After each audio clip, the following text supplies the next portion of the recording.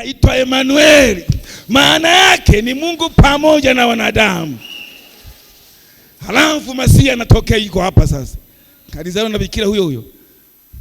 Maana wao kwenye fikra zao walitengeneza madhehebu. Wakati wanaenda Babeli hawakuwa madhehebu.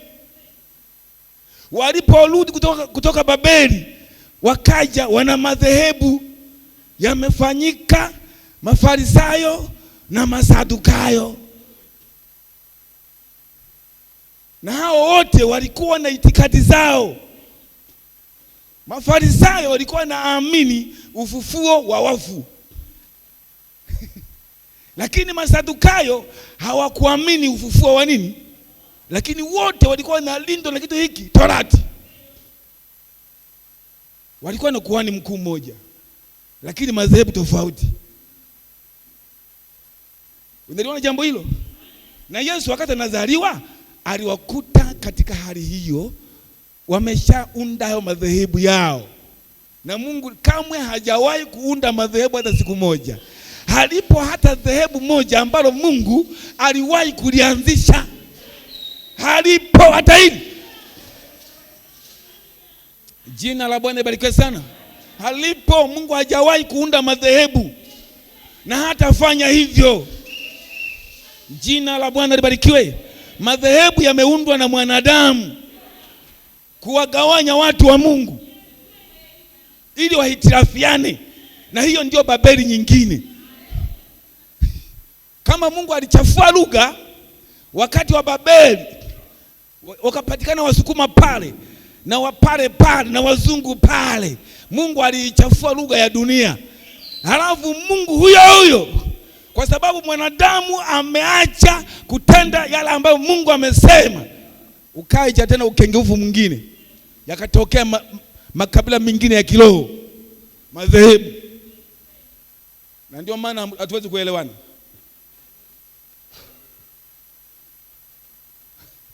Ndio maana takuta mwingine anasema hivi, mwingine anasema hivi, mwingine anasema hivi, anampinga mwingine. Na wote hao wanaobishana walishasoma Bible school, wana vyeti,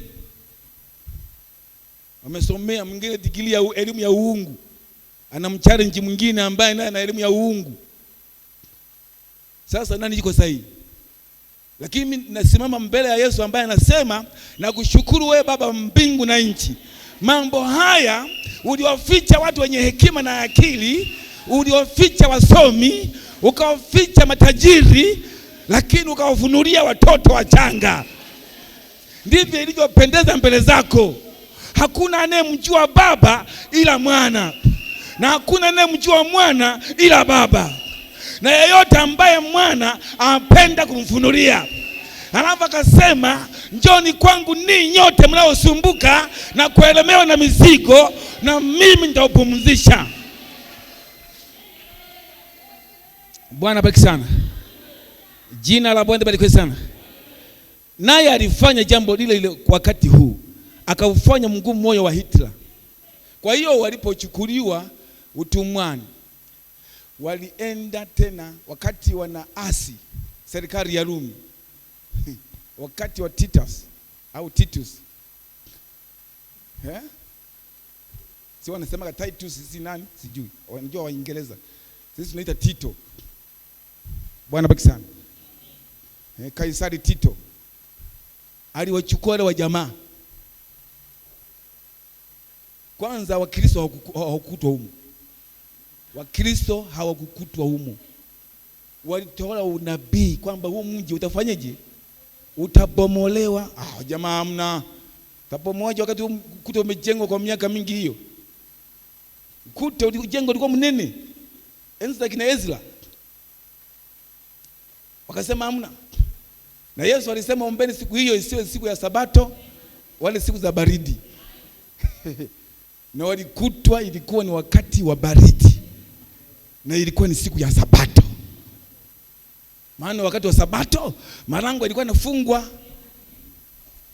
Nikawasubiri wakala vyakula vyote vikaisha.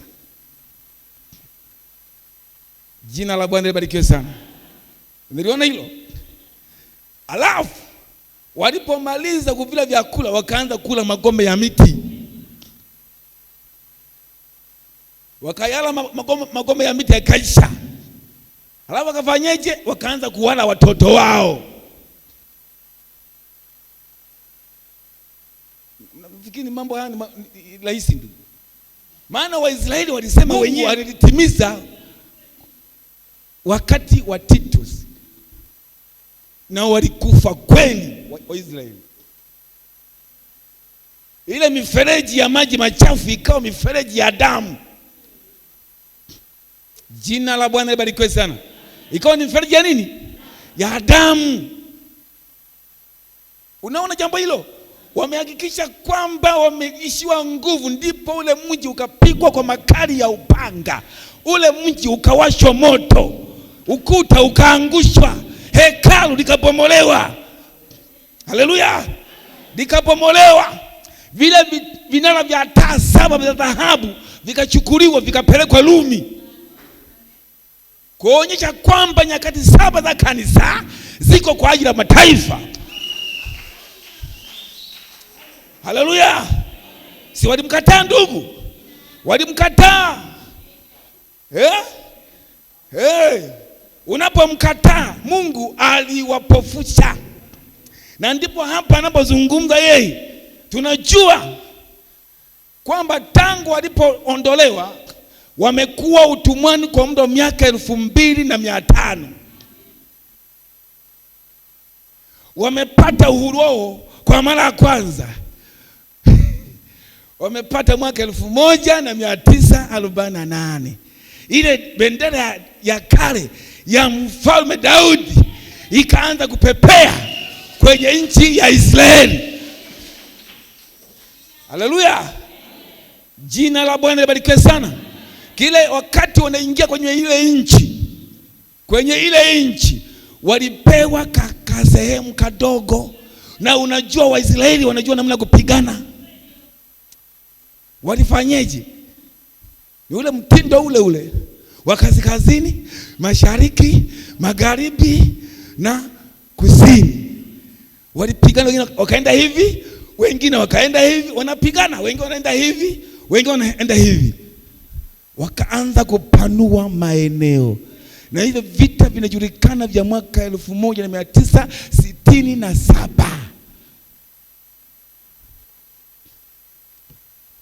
Jina la Bwana libarikiwe sana. Unajua ilikuwa ni kwa sababu gani?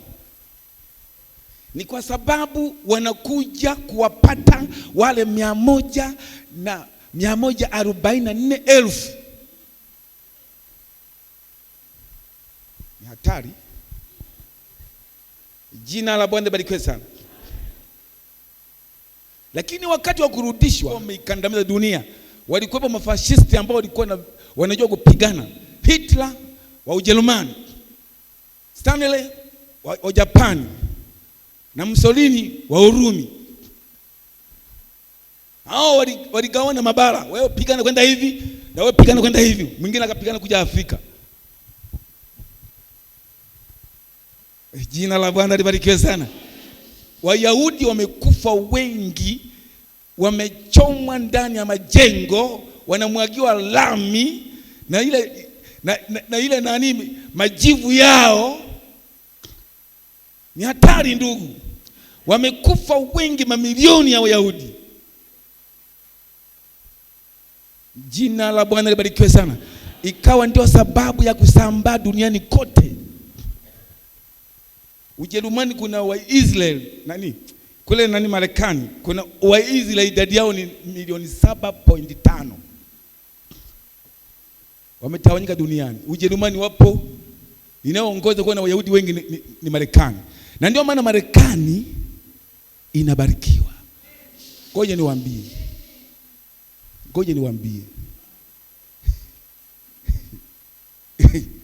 Kwani utajiri wa Marekani unatokanaje? Anaibariki Israeli. Hebu tuliache 13. Marko 13. Hapo tutakapotoka pale nafikiri nitakuwa nikamalizia lakini sijui tu Mambo mengine tutamaliza huko na 13:28 mpaka 31. Nasoma kwa jina la Bwana wetu Yesu Kristo. Kwa mtini jifunzeni mfano. Tunakwenda pamoja wote. Kwa mtini jifunzeni nini? Tawi lake lishapokuwa laini na kuchanua majani. Mwatambua ya kuwa wakati wa mavuno ni karibu. Unajua nini? Israeli tunaposoma Biblia ilikuwa ni mishubiri aliyoipanda nani? Bwana. Mishubiri ni miti. Unanielewa? Lakini mti ulifanyeje? Ulikatwa, likabaki shina. Mungu akatafuta mzeituni mwitu. Israeli ni mzeituni wa asili. Bwana bariki sana. Tukachukuliwa sisi mzeituni mwitu, tukapandikizwa pale, tukabebwa na lile shina. Ndio. Na nabii anazungumza kwamba hii Biblia ni ya mashariki. Hii Biblia sio ya kwako. Sisi tumepata kwa neema, ambao kwa sababu Israeli walikataa. Haleluya. Jina la Bwana libarikiwe.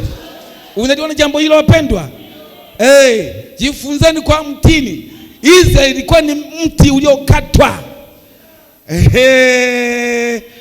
Haleluya.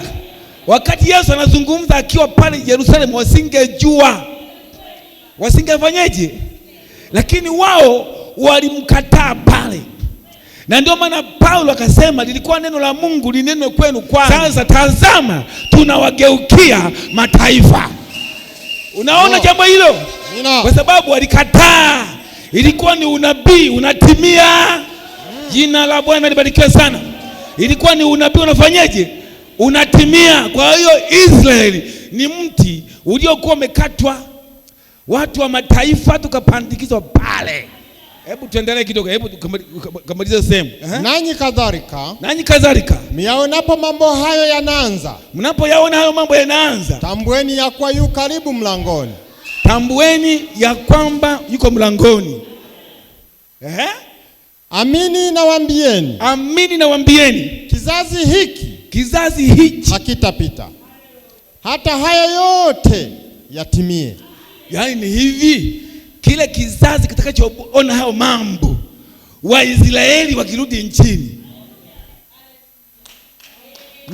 Unanielewa? Lakini Israeli wakirudi wapi? Kwao. Ni kwa nini ile vita ya pili ya dunia ilinyamazishwa saa ngapi? Ilikuwa saa 11. Ilikuwa ni siku ya 11. Unaliona hilo? Vita ikasimamishwa. Wale malaika pepo 4 za nchi msizuru. Unaliona jambo hilo? Mpaka tutakapowekea mihuri watumwa wa Mungu.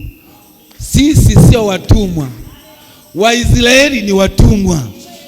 Unaliona jambo hilo? Bwana bariki sana. Na Yohana akawaona hesabu yao, maana walikuwa ni Waisraeli wenzie, aliwatambua. Yohana aliona makundi haya. Aliona makundi mawili. Kundi la kwanza aliwahesabu na hesabu yao. Lakini katika ile kundi la Waisraeli makabila mengine hayakuwemo. Tengeneza ndama. Na maandiko yanasema atakaye tengeneza sanamu, mimi ndalifuta kabila chini ya mbingu. Lile kabila likafutwa. Na nielewa? Lakini sasa mahali pake akaingizwa Lawi na Yusufu. Yusufu hakuwa na ulisi. Ulisi yeye alikuwa na watoto hao wawili. Ndipo unaona kwamba Efraimu na Dani hawamo kwenye ile ufunuo huo, hawamo. Dani, kabila la Dani halimu. Kabila la nani? La Efraimu halimu. Limo kabila la Yusufu. Hilo. Jina la Bwana libarikiwe. Wanaosema sisi ni Waisraeli wa kiroho. Waisraeli, wewe ni kabila gani? Wewe ni kabila gani? kwanza Waisraeli mpaka sasa hawamjui Yesu. Ndio maana Netanyahu anasema huyu Yesu sasa tumjui. Ni kweli. Huwezi kuwalazimisha wafanyeje? Usiwalazimishe wamjue. Walipofushwa na Mungu mwenyewe. Hebu ndugu twende. I see. Hebu twende Warumi ile sura ya 11. Warumi sura ya 11. Warumi sura ya 11. Twende kidogo tukaisome hilo sehemu, alafu tutakwenda wakati tuanzie kifungu cha anza kifungu cha kwanza. Tena tunasoma taratibu. Basi nauliza. Je, Mungu aliwasukumia mbali watu wake? Aliwasukumia mbali watu wake? Hasha. Kwa kuwa mimi nami ni Mwisraeli. Yeye anazungumza yeye ni nani? Ni Mwisraeli. Mmoja wa wazao wa Ibrahimu. Mtu wa kabila ya Benjamini. Endelea. Mungu hakuwasukumia mbali watu wake. Aliyowajua tokea awali. Aliwajua tokea nini? Awali. Au hamjui yale aliyonena na maandiko juu ya Elia?